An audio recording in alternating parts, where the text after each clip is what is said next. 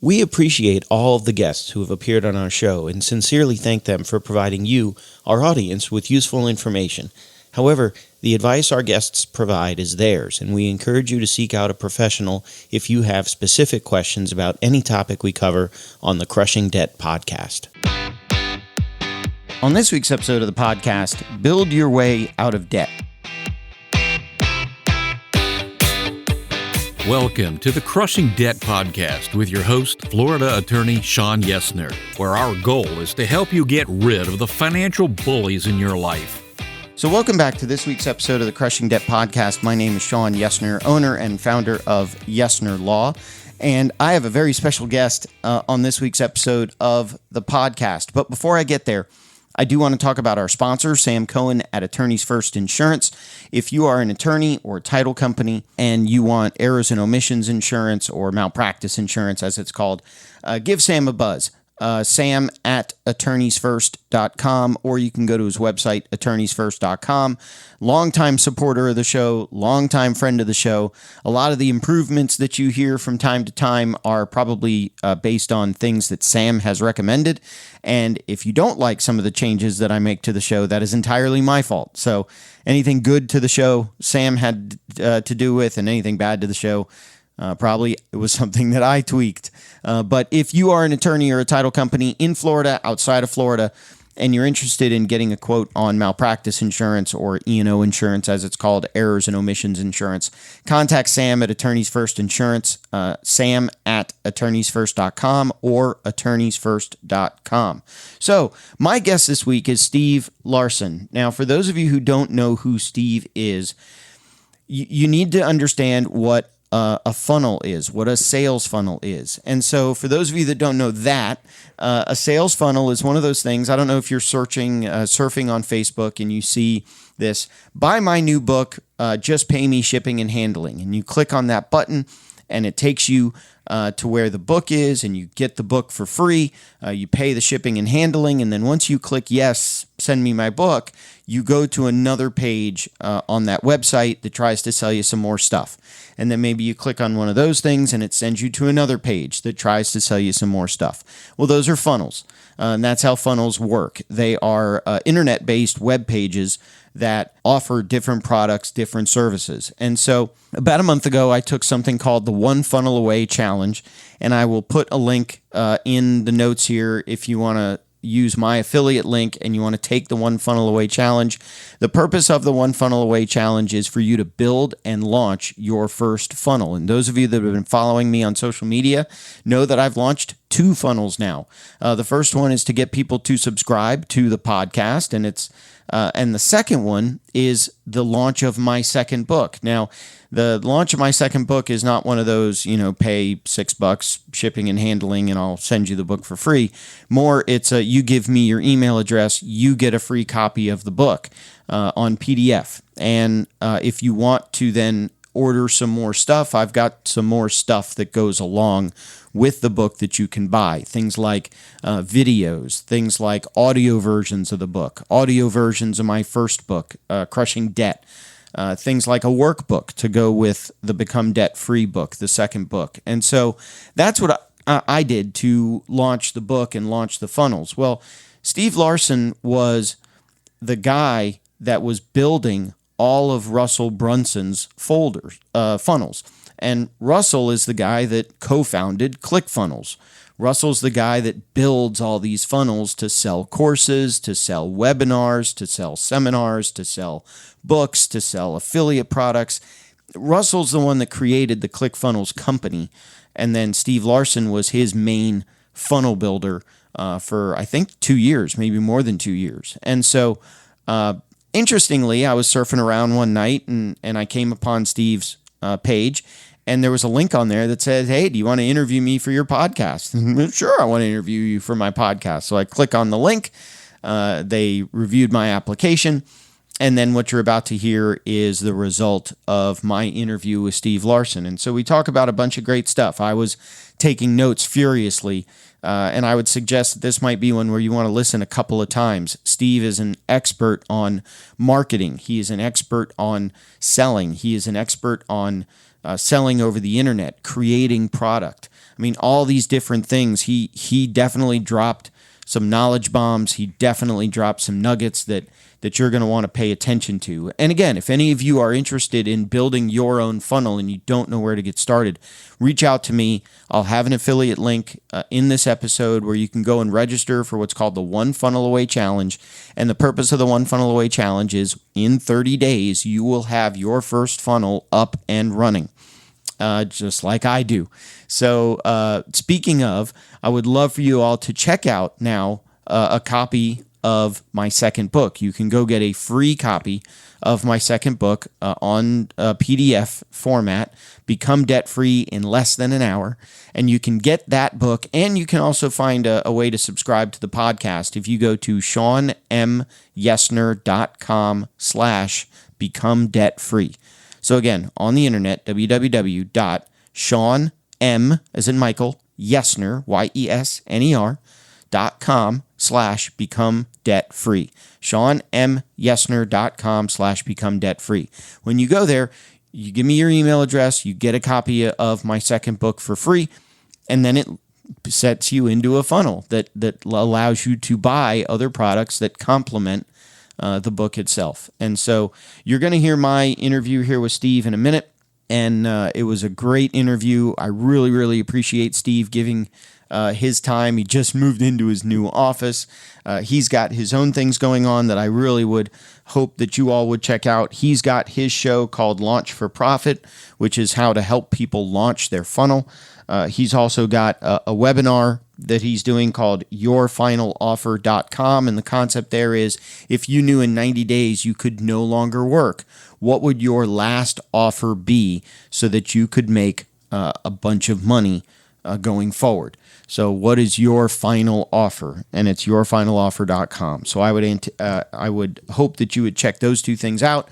Again, check out our sponsor, Sam Cohen at Attorneys First Insurance, and check out SeanMYesner.com/become debt free to check out the book. If you're interested in subscribing to the show, and I'm not really promoting it a lot because you're listening to the show, but if you are interested in subscribing to the show, SeanMYesner.com/subscribe.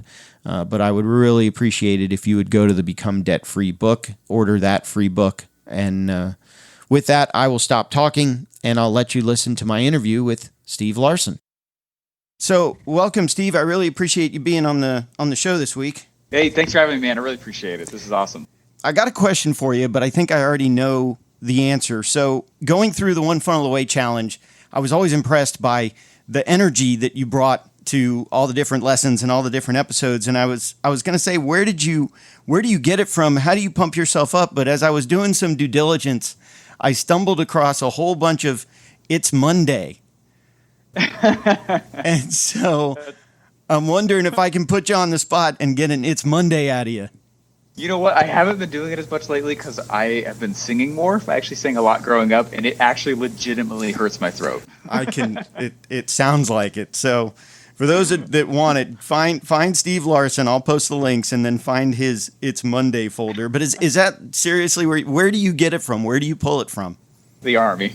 Yeah. When I was at basic training, you yell a lot over gunfire, so you gotta get the message over. So, but honestly though, I sang a lot of barbershop quartet growing up, and I sang a lot of musicals and theater, and just learned how to sing. Nice. So, a lot of it comes from that. I noticed you also play drums. I've been a drummer since I was 10, so Sweet. We got that in common.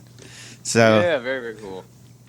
So what I wanted to do is talk about, the podcast is all about how to help people get out of debt. And I've always said there's two ways to do it. Either decrease your expenses, increase your income. And so for you, increasing income using funnels, using affiliate programs, using all that stuff. But what I wanted to do is go back a little bit. When you had, and you've told the story a couple times within the One Funnel Away Challenge, bootstrapping your way to Funnel Hacking Live, what was going through your mind? What were you feeling like? Someone in that position, how do they help break out of that to get to where they want to be?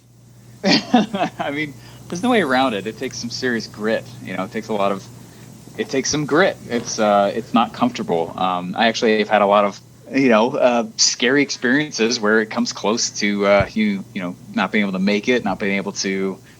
There's this harsh reality that I've had to face every time that's happened, where you have to realize that no one's coming to save you.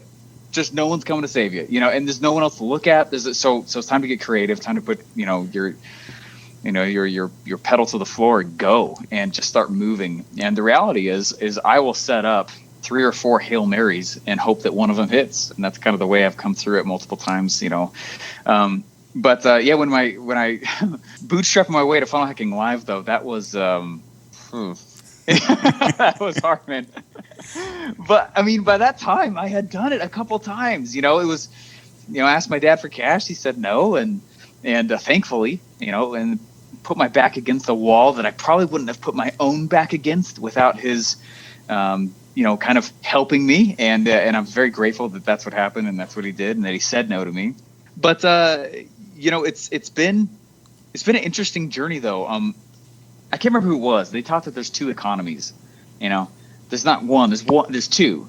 The first economy is a time for money economy, and that's the one that we're most all trained in. And the other economy, though, that's more fun, but there's also more risk, is the results-based economy, and that's the one I like to play in. And when I started realizing that I could kind of control, like, oh my gosh, like I could actually go make some more money on my own, and I don't need to be hired, and I don't need to be, that's a fun place to go play in. But yeah, it's been an interesting journey, though. Yeah, and that was going to be sort of my follow-up question is what did it feel like when you got that first thing, you got that first subscriber, you got that first person to buy from the funnel, you got what were those firsts like? In other words, what do we do to start to experience? I just launched my funnel and I just got my first person to buy something, and now I'm like, okay, where's the second one coming from? So how did it feel to get that first thing?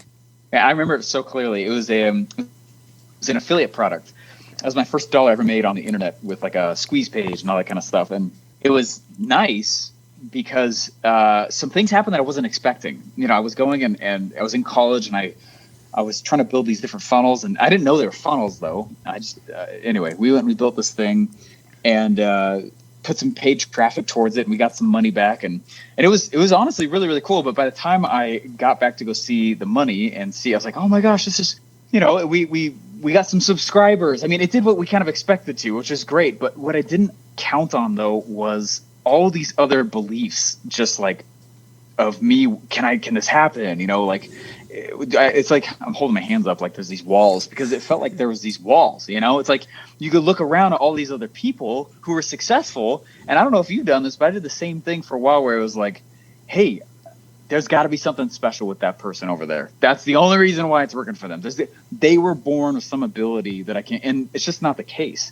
And so when that first dollar came in, all of these, oh my gosh, I can play on this field, kind of beliefs started flooding in and replacing these other doubts that, I don't know, I just didn't expect that. And after that, I pushed harder and harder. And it's the same thing when it comes to making whatever next, threshold comes up. Like, I remember the first 100 grand, and then more after that, and they came faster and faster and faster. And you're like, oh my gosh, like it's a set of skill sets. It's not like the tactics are changing.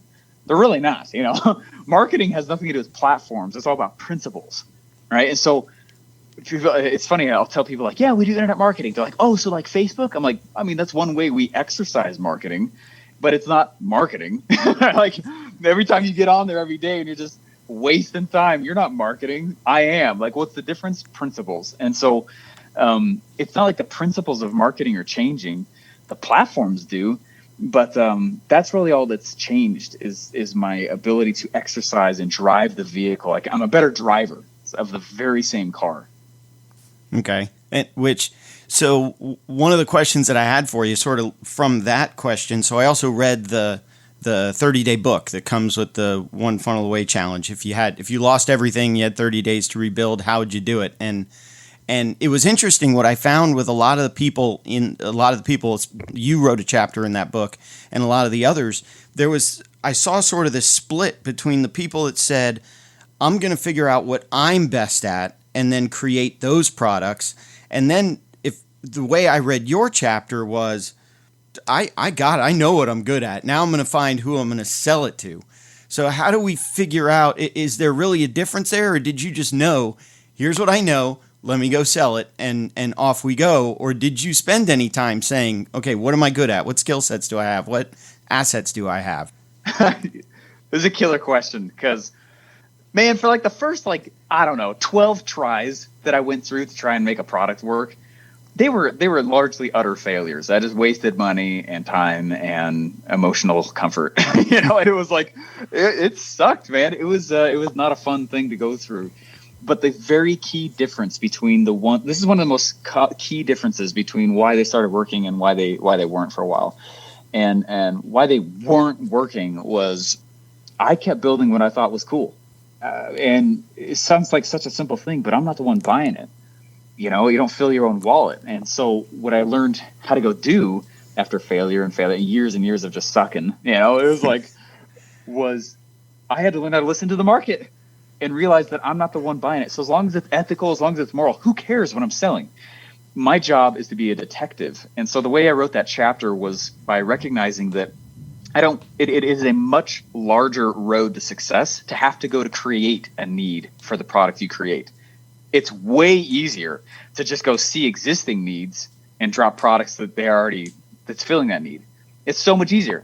That's one of the prime things that I was taught in a lot of my college and general entrepreneurship, education was like, build this product, now go create the need. It's like, that sucks. Like, it is so much easier to just find existing legitimate needs. The best companies ever go and actually fill and solve a legitimate problem. And so I want to turn around and solve actual legitimate issues. Those companies are the ones that stay around and have an actual impact.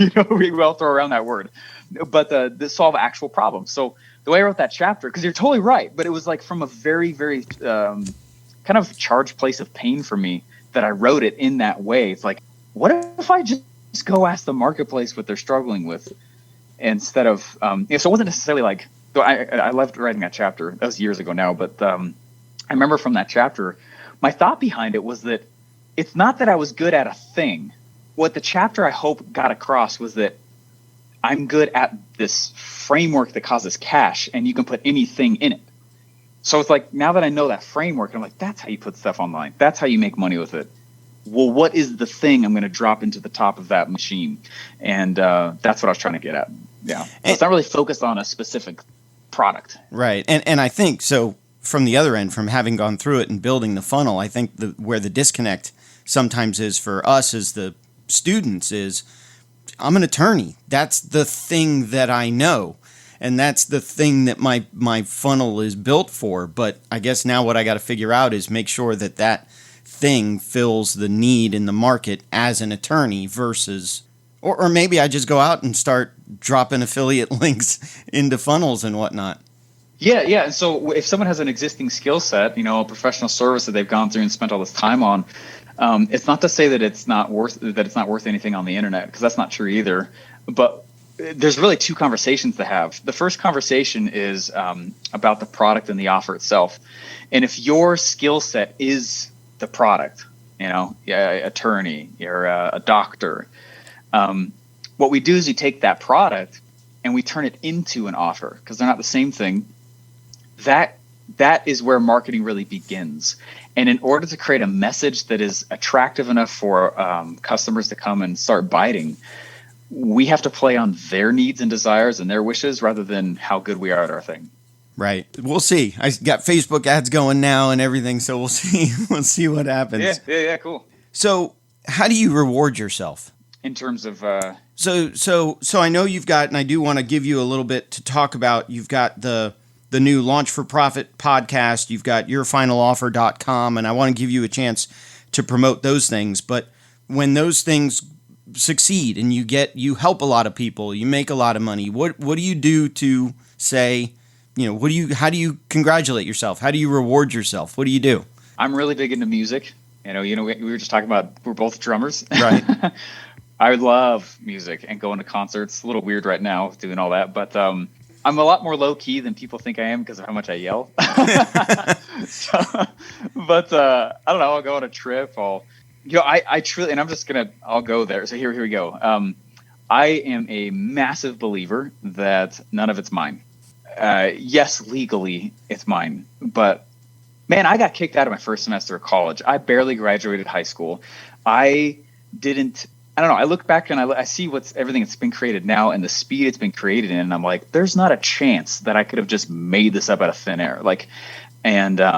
I've had great teachers. I certainly know that God's been involved with it, and felt that influence. And it's been interesting to see, I believe that what we have the chance of creating here is far more than just for a funnel. It's like, cool, sales funnel. It's cool. It changes your life. It does. It's really cool. But after a while, though, it's like, and what are you going to do with it? And I truly believe that one of my little quips, and, you've taken the One Funnel Away Challenge, so you've heard it, but one of my little quips is I believe that questions invite revelation. And so whenever I got to be careful what I ask, because I'll get the answer. So if I ask the wrong question, I will get the wrong answer. But since I answered it, I will think it's the right move. And so I have this thing called, I'm at my office, not my home office right now, but in my home office, I have this thing called a problems whiteboard. And I just write valuable problems. Not all problems are valuable.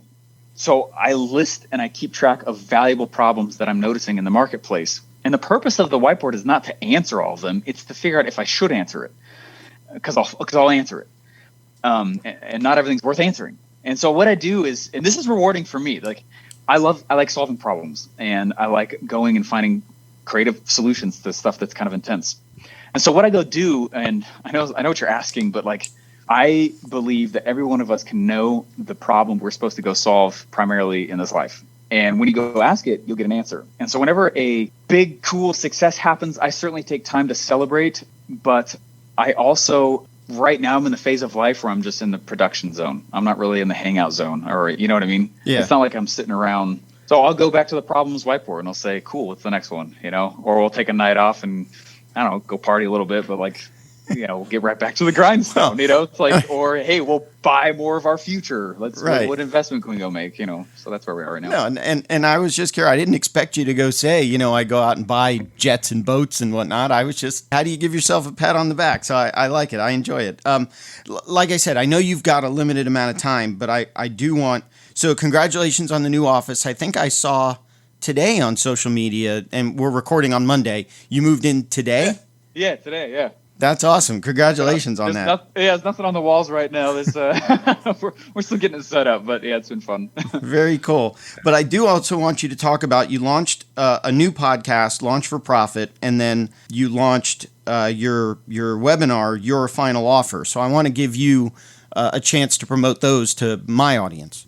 Oh, yeah, that's very nice of you. Yeah, I was the lead funnel builder at ClickFunnels for a few years, as and my mistake, this is very embarrassing. My mistake was that as I would go and I build these funnels for Russell, I would learn, hey, that's what you do in that funnel? That's what you do in that one? So I'd go do it on my own. Who wouldn't, right? So early morning, late night, I would be building my own funnels. None of them would work, or it would work like this much, like hardly any. And it was embarrassing, man. I didn't want to tell anybody for the first little bit. I was like, I can't make this up. I'm supposed to be the man's man. You know what I mean? I'm supposed to be that guy's guy. And every time he and I do it, he's pooping out another $1 million funnel every 3 weeks. It's he's crushing it. Why can't I with the same funnel? And what took me a while to go learn was, it took a few months for me to start recognizing that when he would give me the plan for a funnel and I'd go build it and put spins in it here and there or whatever, he was still working on it but doing other things. And what he was doing was prepping the groundwork for a place for the funnel to land.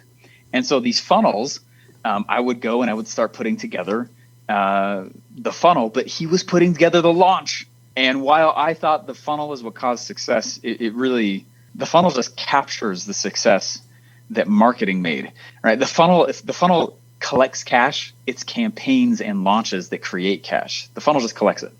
And the relationship between those two, I didn't know that. So I created a show called Launch for Profit recently, and Launch for Profit's doing really well. It's on iTunes, and we're having a lot of fun with it. And all I'm doing is dedicating the show to teaching launch and campaign strategies. So that's been awesome. So the other one has been Your Final Offer. And the whole premise is, let's say you knew you couldn't work in 90 days.